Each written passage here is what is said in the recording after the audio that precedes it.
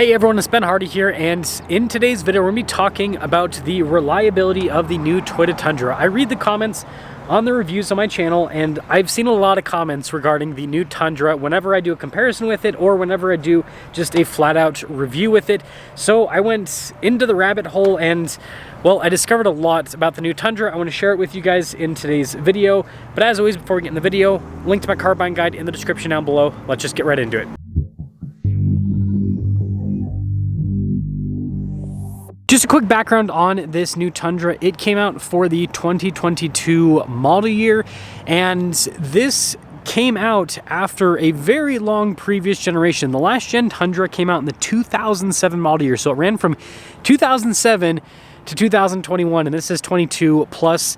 We're all the way to the 2024 model year now with this new generation Tundra, so it's had 3 model years so far. But yeah, this is an example of what Toyota typically does, where they have one car go for a really long time, they release a new one, and this one's probably going to do the same thing, where it's going to exist in this form for quite some time. And while this new Tundra is a huge change from before, the biggest change that a lot of people talk about with this new Tundra is the engine. We have a twin turbo 3.4 liter V6. There's a standard version, which this one has. There's also a hybrid. Both of them go through a 10-speed. The standard version puts out 389 horsepower, 479 pound-feet of torque. The hybrid version puts out 437 horsepower and then 583 pound-feet of torque. This engine's also in the new Lexus LX 600, the standard version. Does have more power in that. It's 409 horsepower, still 479 for the torque. It's also in the new Lexus GX, same torque figure. That has a smaller turbo, so less horsepower though, so it's 349 horsepower in that. And then the hybrid version is in the Sequoia, and then they've had this in the Lexus LS 500 for quite some time. That's just over 400 horsepower and like mid 400s for the torque. So yeah, twin turbo V6, huge departure, but it's in a lot of Toyotas nowadays. And that's not the only change to this new Tundra. It's got a bunch of fancy equipment, like if I press this button on the key fob, tailgate will automatically pop down. And then if we just take a quick glance at the interior, I mean, this is crazy for a Toyota. You can see we've got this big, and here I'll turn it on so you can see, big fancy digital gauge cluster, enormous infotainment system. I mean, this is like a TV screen. You can have a digital rear view mirror. So suffice to say, this new Tundra has a lot of new tech, and it's got a new engine. And so now let's talk about the meat and the potatoes of today's video, and that is some of the problems people have been having with this new Tundra. So we got to talk about these screens that I just mentioned that are massive and super cool. Like, look at this, we got a 360 camera system here. The truck's mad at me because I've got the door open. But yeah, it's got a lot of modern tech. Some people have been, and this is kind of more on the minor side of things, some people have been reporting some minor glitches with stuff. So like, for example, you know, their Apple CarPlay won't work as it's supposed to, or just some screen glitches with this. Stuff that not only Toyota has, but every single automaker that has digital gauge clusters and big infotainment systems is currently dealing with, because again, there's just a lot of software associated with it. A lot of times it's not a hardware issue, it's just some sort of software glitch where they just have to release some sort of update.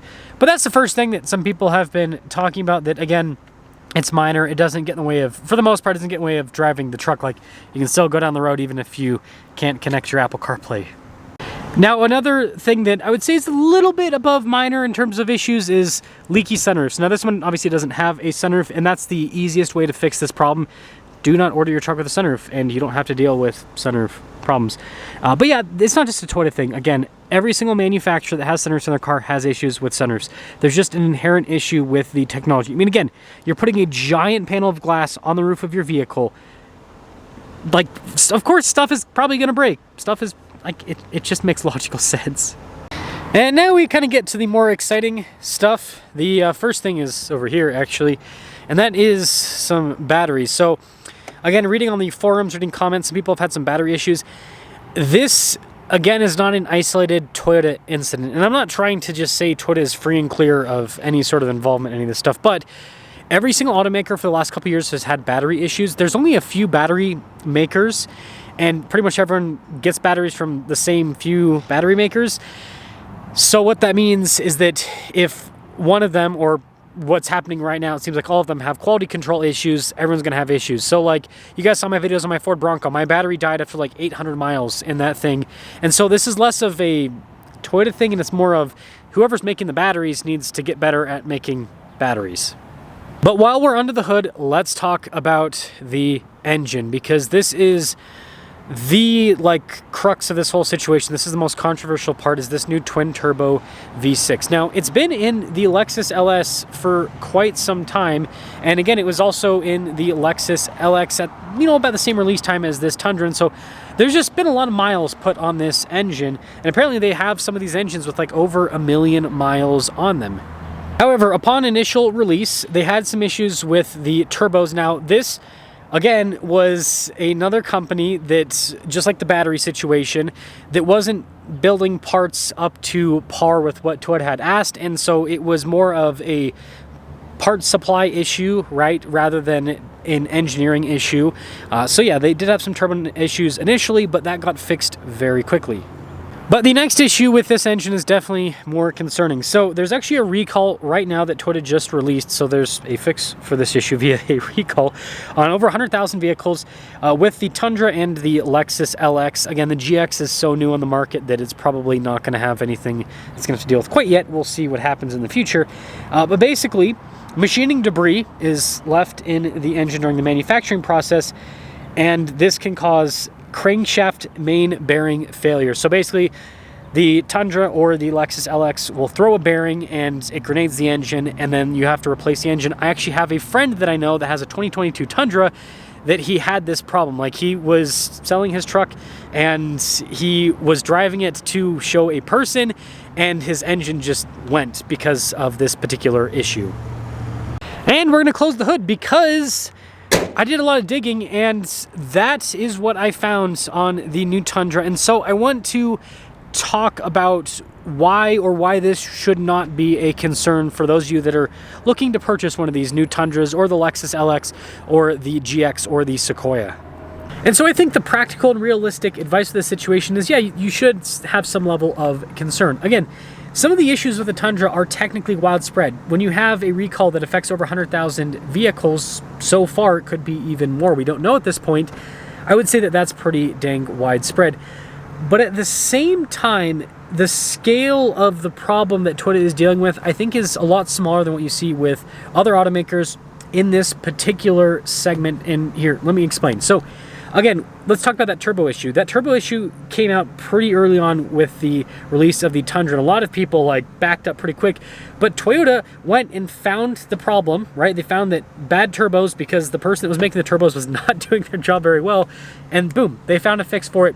And it seems like this bearing issue, it's a similar situation. They're like, yep, there's a problem with the manufacturing process. Here's our fix. We're going to have to replace some engines in some vehicles. And on the factory side of things, this is something we're going to have to adjust in our manufacturing process so that this doesn't happen. And so far, the two biggest issues with the Tundra, again, the turbo issue and the bearing issue. I mean, you can let me know if you think any of those other things that I brought up in today's video are a bigger issue than those two. Both of them have come down to either a bad part or a manufacturing problem.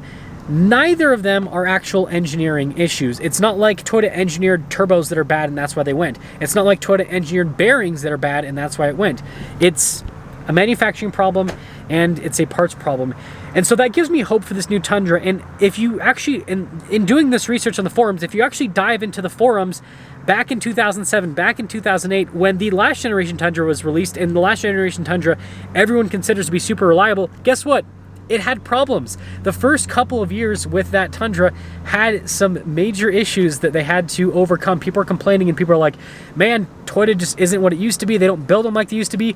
And then by the end of that generation, everyone was like, man, this Tundra is super outdated, right? The 2021s, this Tundra is super outdated, but it's so reliable. It's such a good truck. And I hear people going, oh, I bought a 22 and now I traded back into a 21. And fair enough, I completely understand the logic behind that.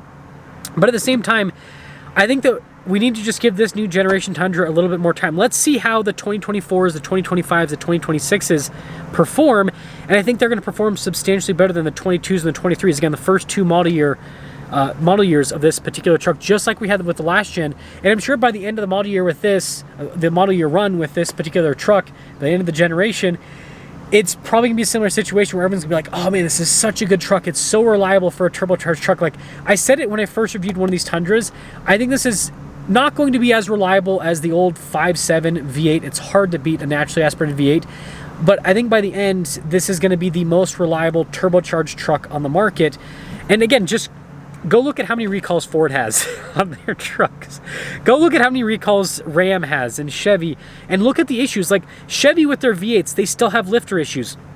Ford with their EcoBoost, they still have cam phaser issues. Ram, before they went into the Hurricane, they had lifter issues with the 5.7 Hemi. So these other automakers have serious issues with their engines as well that everyone's giving crap, with the new Tundra, but they haven't fixed them either. Like Ford's had over a decade to fix those cam phaser issues, and they're like, we'll get to it eventually. Now, the last point that I want to make is I don't think that this would be as big of an issue if it was another manufacturer, because Toyota has built this reputation of reliability over decades, and so they have a lot further to fall. Like, if this was happening to a Ford, people would be like, oh, fix to repair daily. It's a Ford thing. Right? If it was a Ram, oh, that's Stellantis junk, right? If it was a General Motors, government motors, doing government's motor stuff, right? So people would just be like, oh, it makes sense. Whereas with Toyota, again, people have this perception, they have this expectation that Toyota is going to be above the rest, and so when they have issues, again, it's a lot more harmful to the brand. But like I said, this happened with the previous gen Tundra, so I'm gonna hold out. I'm gonna have like a little bit of hope, right? I think we should give Toyota a little bit of grace and just see what happens over the model years with this new Tundra, with this new twin turbo V6. Like, let's see how these 24 Lexus LX and the GX and the Sequoia and the Tundra, how these 24 model year cars do. Are they better than the 22s and the 23s, or do they have the same issues? Let's see how the 2025s do. So I think it's just a thing where we have to see how the newer cars do. Let me know what you guys think about this whole situation. Let me know if you're just gonna wait it out till the end of the generation run like a lot of people do, or if you're gonna hop in now. I'll see ya.